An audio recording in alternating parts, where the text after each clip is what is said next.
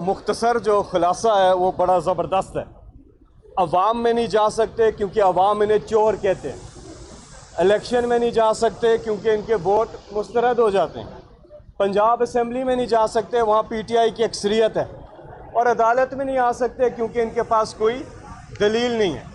ये जो केस है ये सीधा सीधा केस है, सीधा सीधा केस है, कोई कॉम्प्लिकेटेड केस नहीं है कि इसमें फुल बेंच बने। वो तो चाहते हैं कि फुल PTI जो है, फुल PTI का मुकाबला करने के लिए फुल PDM जो है उसी पे मबनी बेंच बन जाए। दोस्त मज़ारी को उस बेंच का हेड बना दें और बाकी एक एक मेंबर सारी जमातों से उस बेंच पे बैठ जाओ, खुद ही फैसला कर लें। ऐसा नहीं होता। ये जो केस है इसका फैसला पहले 30 मिनट में आ जाना चाहिए था, लेकिन अदालत ने इनको बहुत ज़्यादा मोहलत दी, बहुत ज़्यादा छूट दी है। केस क्या है? केस ये है कि पार्टी हदायत आइन और कानून और अदालत के फैसले के मुताबिक पार्टी हदायत पार्लिमानी पार्टी देती है। और पार्टी सरबराह का किरदार तब आता है जब आपके वोटर्स MPs पार्लिमानी पार्टी की हदायत की खिलाफ वर्जी करें, तो उनके खिलाफ एक्शन लेने का टाइम के वक्त पार्टी सरबराह का रोल आता है। उससे पहले आता ही नहीं है। ये वाज़े है कानून में। एक चिट्ठी, एक खत जिस पे पकोड़े रख के सिर्फ खाए जा सकते हैं चोरी शुजात की, उसके अलावा उसकी कोई अहमियत नहीं है। वो दे देते हैं चुपके से, डिप्टी स्पीकर की जेब में डाल देते हैं। किसी MPA को नहीं पता वोट डालने से पहले, और वो यहाँ पे आए भी, गवाह भी यहाँ पे आए। तो ये सीधा सीधा केस था। इस पे कहते हैं जी फुल बेंच बनाए, और ये ऐसे ही है कि आप पूरा मैच खेल रहे हैं, आपसे रन्स बन नहीं रहे हैं, और आखिर में आप कहते हैं कि जी हमने नहीं खेलना। भाई आप आके दलील दें। आपको बहुत ज़्यादा वक्त मिला है, बहुत ज़्यादा वक्त मिला है। PTI को कोई वक्त नहीं मिला था। PTI की फ़ौरन अदालत लगी, फ़ौरन फैसला आ गया, और ये बेंच में शामिल थे ये जज साहिबान। इमरान खान साहब को घर भेज दिया गया, वो आराम से उठे और चले गए। और फिर उन्होंने अल्लाह के बाद अवाम से रुजू किया, और पंजाब के बाय इलेक्शन में वोट इमरान खान को पड़ा है, किसी कैंडिडेट को नहीं पड़ा। वो इमरान खान के नज़रिए को वोट पड़ा है, और ये अनप्रेसिडेंटेड है पाकिस्तान की हिस्ट्री में। इसकी मिसाल नहीं मिलती। कभी ऐसा बाय इलेक्शन नहीं हुआ कि सारी कोतें एक तरफ और PTI और अवाम एक तरफ। और उसके बावजूद जो टर्नआउट रहा, जो लोगों की इन्वॉल्वमेंट रही एक बाय इलेक्शन के अंदर, इसकी मिसाल नहीं मिलती। ये आम इंतखाबात से ज़्यादा लोगों की इसमें इन्वॉल्वमेंट रही है। जो तारीखी जलसे हुए इमरान खान साहब के, और जिस तरह से इमरान खान साहब को लोगों ने जितवाया है वोट देकर, अवाम की अक्सरियत ने इमरान खान साहब को मुंतखब किया है, लेकिन फिर पार्लियामेंट में आके इन्होंने हर अरबा इस्तेमाल किया, पैसे चलाने की कोशिश की, और आखिर में फिर जाकर ये घिनौना खेल खेला।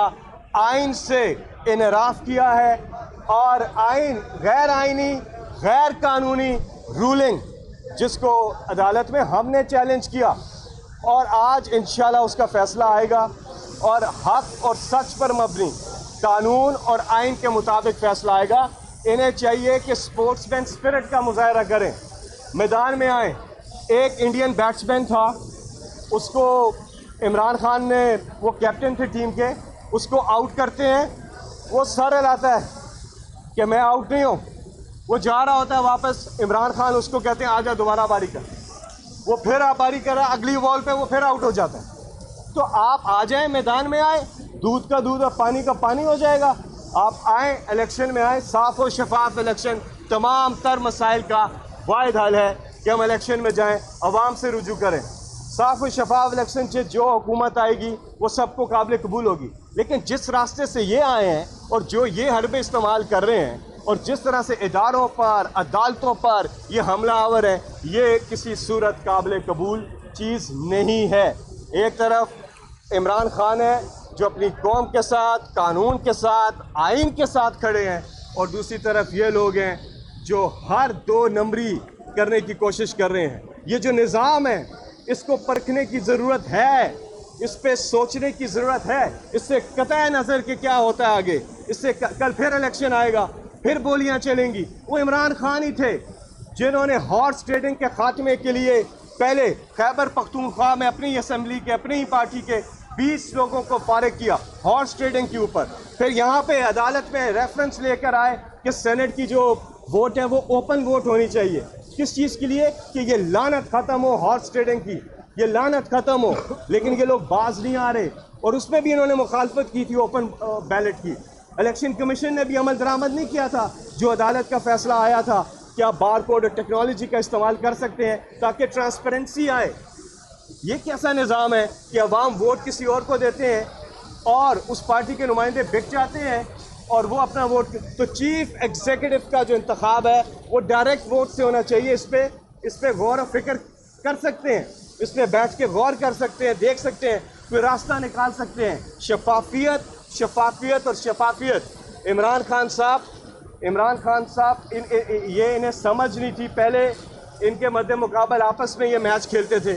सामने पीपल्स पार्टी होती थी, पीपल्स पार्टी के सामने नून लीग होती थी। मिल मिला के बंदर बांटते थे, पैसा भी चोरी करते, फिर आपस में बांटते, मिल मिला के बारियां लेके खेलते रहते थे। अब इनके सामने इमरान खान आ गए और इमरान खान अपनी कौम के साथ, इमरान खान का जीना मरना पाकिस्तान में है। इमरान खान ने कोई बैरून मुल्क असासे नहीं बनाए, कोई जदादें नहीं बनाई।